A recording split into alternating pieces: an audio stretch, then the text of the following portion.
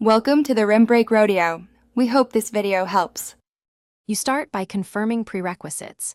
Make sure your Vivo phone is updated and has accessibility permissions enabled for Captions. Once done, open Settings and navigate to Accessibility, then Live Caption. Tap to enable it.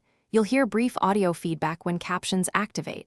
Make sure microphone permission is granted so live speech can be transcribed.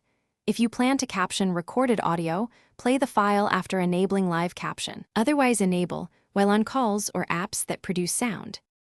Now customize how captions appear and behave so they suit your needs. You can change text size and background opacity to improve readability. Once adjusted, these settings apply system-wide.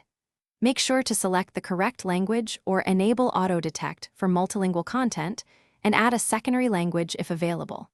Also enable sound labels so non-speech audio like laughter or music is described. Finally, test with a video app and tweak timing or size until captions match. To finish, close the media or tap the live caption pill to turn captions off.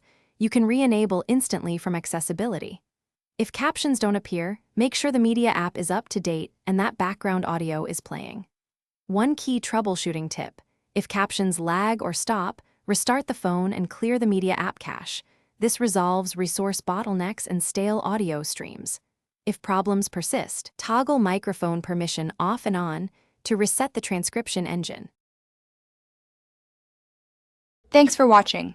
Consider subscribing if we helped you.